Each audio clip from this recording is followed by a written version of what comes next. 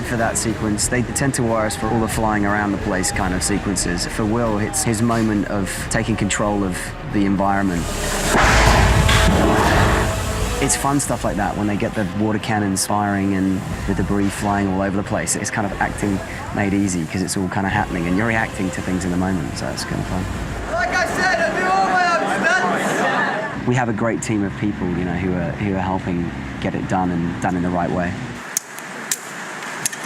Let's feel the rhythm a little bit. Boxing match. George Rugi is our stunt coordinator, and he did the first movie with us, and we brought him back for the next two because he just did an extraordinary job. Orlando came in here ready to go. Get ready, and it's... He's pretty adaptable to things and can pick up choreography real quick. By the end of Pirates 3, this will be my 6th movie with Orlando. And they've all been big action movies. So he has a lot of background in that area, and he's got a lot of action to do, a heavy load, really. Orlando, so when you finish the loop, bap, bap, bap, bap, bap, bap, bap, whoa, that's we should do that. Yeah. And then let Jack will start it. He'll do the rap, and then just do another one. So let's see that.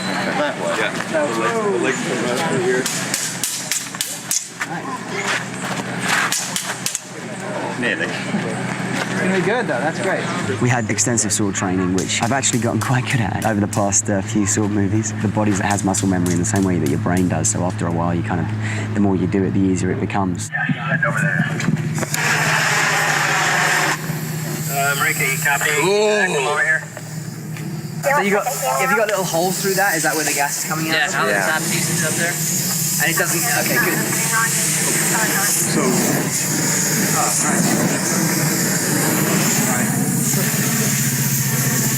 And this doesn't get hot? No, there's a piece of leather in here too, so it dissipates the heat. You alright? Everybody's safe? So if I... This one's down your sleeve. Keep it on it. I think this is a fireproof thing, so... 2 keys. One, just don't touch it with the other hand. I'm not going to stop that thing moving, Right. you know what I'm saying? Don't ever hold it down like this for any length of time. Obviously, yeah. Yeah. That's that move. Yeah. Bring it back.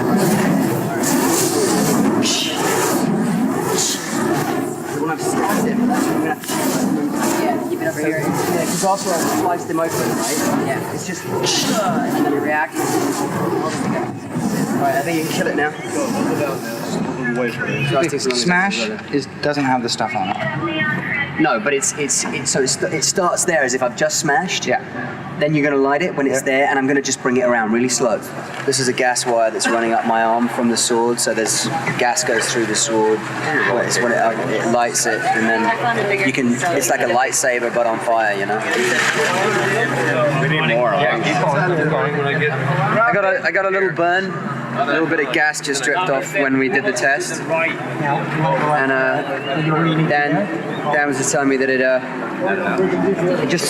it's actually fire gel to protect your hand, but it actually is quite soothing as well. Has that gotten down far enough to his hand?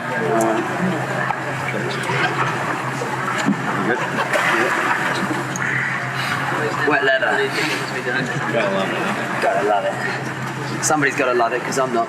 It looks great. You haven't done a movie where you've done flaming swords. No, you're the first. Yeah. Right now. Great. Makes me feel good. I'm the guinea pig. Okay. That's comfortable? Yeah, I mean... We can pull that back up your sleeve a little bit, but you might lose some of your mobility. You'll never see that. You're looking at the fire in your face. Okay.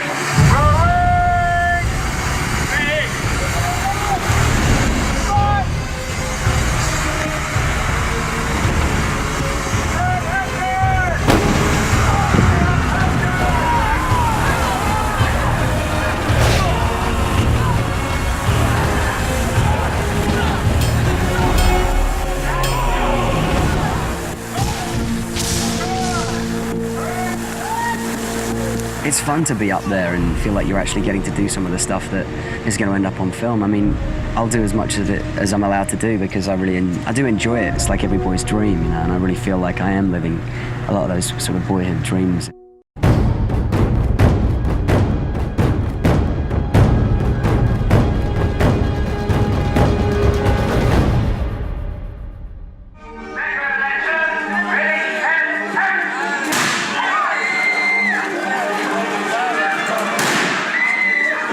the first film, the writers would keep coming up to me and saying, what do you want, what do you want? And I was like, I want a sword fight. I'm in a pirate movie, I want a sword fight, and they wouldn't give it to me. So in this film, I have many sword fights.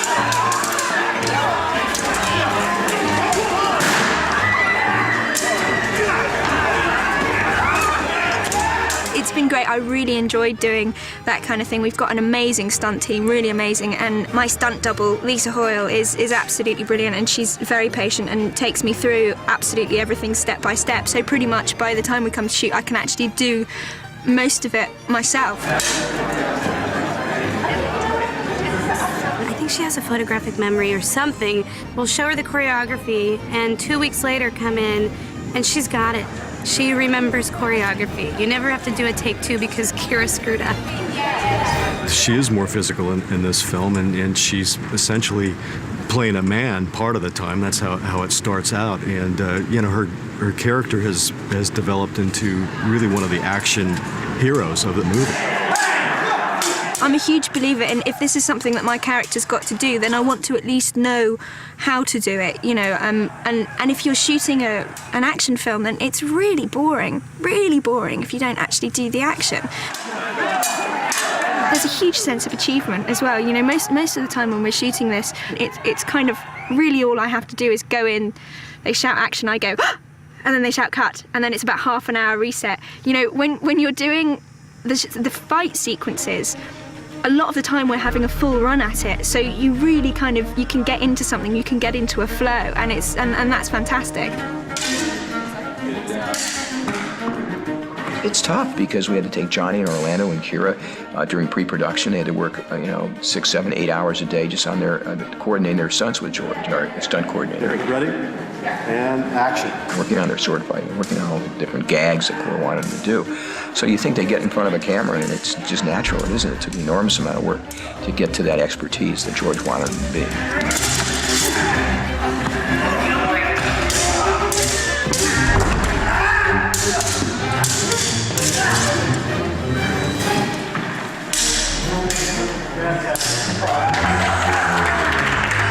Jack Davenport playing Norrington, we both worked on our own. I was better than he was.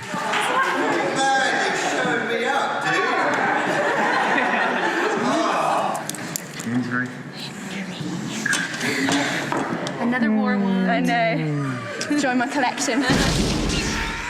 Elizabeth's portion of the three-way with Pintel and Righetti, they are exchanging swords as we're doing this running fight, and literally doing a hit on somebody, tossing it to Elizabeth, she does a hit, tosses it back. Everybody's always short one sword in this thing. So to add to everything else, we also had to get the guys trained and adept at running, fighting, catching a thing that's already in the air, timing that and not stopping. They did a great job. As I'm talking about, it's like, how did we do this? Yeah!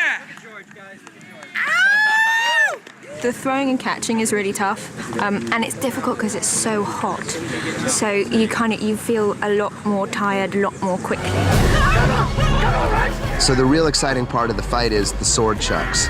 So we toss the swords and catch them and fight, toss them, run. It's pretty cool. Kira is the most badass of all of us. She's the best fighter, and you don't mess around with Elizabeth Swann. In fact, if you catch her and she's only got one sword and you got two, you might as well hand yours over.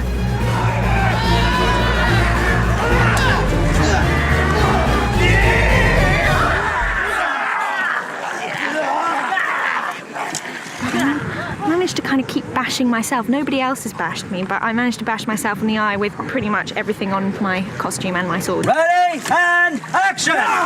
Kira, if she wasn't an actress, I would sign her up. And we could give her a t-shirt and a hat and bring her on the crew, you know, if it ever fell apart for her, which it won't. I love it. It's not really that. It's nice to feel like you're part of a team, and what George and all his guys do is kind of invite you into the team, and that's just brilliant. And I'll be a stunt woman if it all falls apart. That would be cool.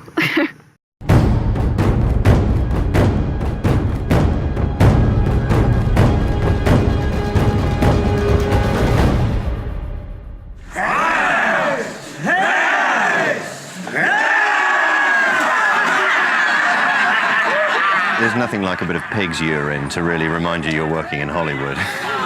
Gotta love a stuntman. It's pretty bad. I kept I was kind of down there, kind of thinking, Vile's disease, bring it on. And that was my very first shot on part 2.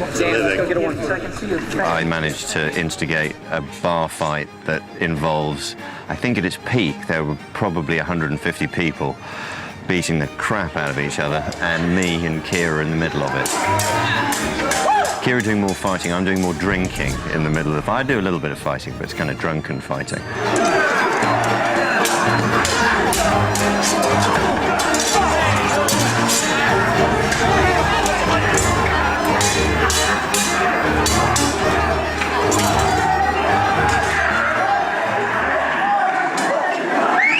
On the staircase though with Gibb.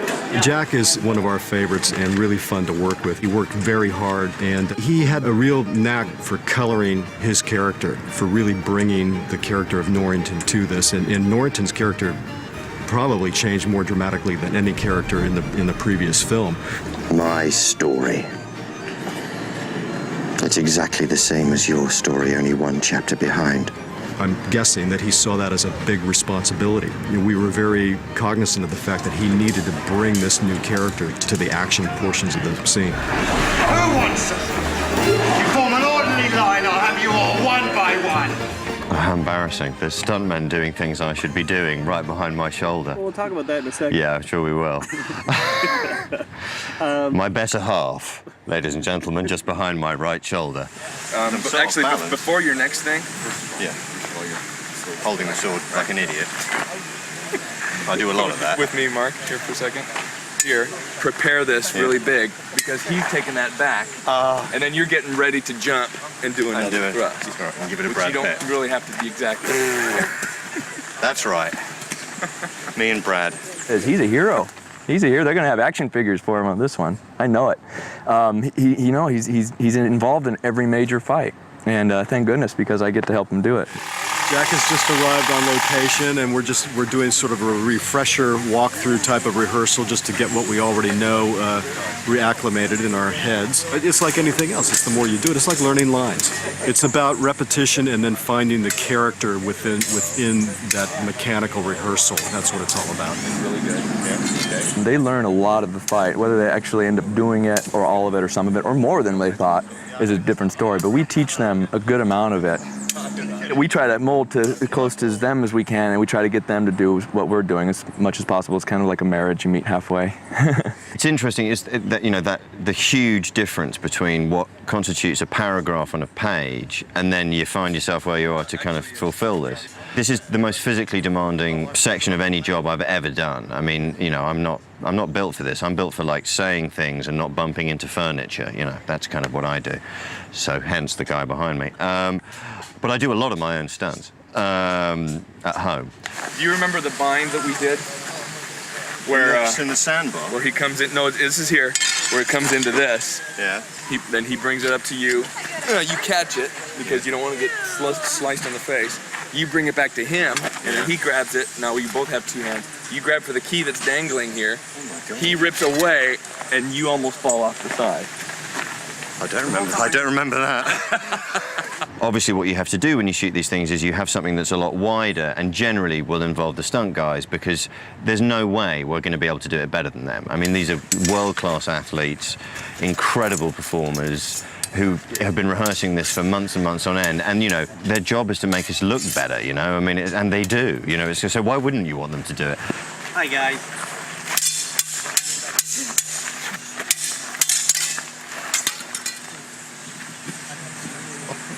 Nurse.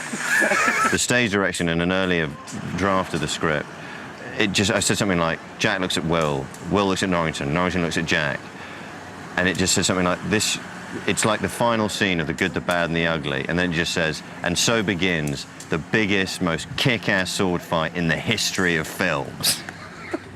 And I thought, great, I'm in. I'm fighting and I'm meant to be drunk. How good is that? Time is 9 o'clock, hour 22, end of Thursday. Catering doesn't stop, period, when the show starts. Catering started about 2 months before the show started, and will end about 3 days afterwards when we die. Yes, it is an army. They are doing an incredible job, and there's a lot of them out there. Normal day for us is anywhere from 80 to 110 pounds of bacon, 300 pounds of smoked brisket, 450 to 600 T-bone steaks, 600 to 800 pieces of chicken a day, anywhere from 800 to 1,200 eggs a day. Well, you guys are incredible. So here we are going to offload 3 containers as fast as we possibly can. As of now, when we open the containers, you will see there is no food in them because we've been quite busy. Last container closed. The time is now. I don't know. They'll be open in 20 minutes when we start work again for the next day. Welcome to Catering World.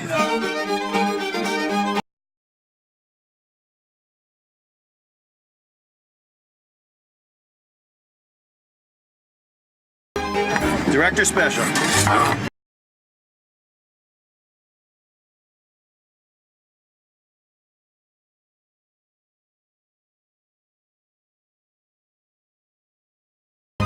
We did 200,000 lunches and 200,000 breakfasts. So he probably cooked 100,000 breakfasts. I think they've capsized. You're doing a great job. Yeah, man. Good food, too.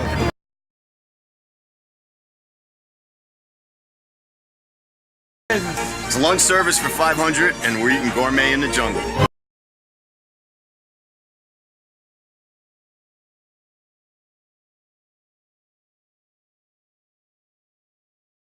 Time to feed. We love it. It's called Catering Hell.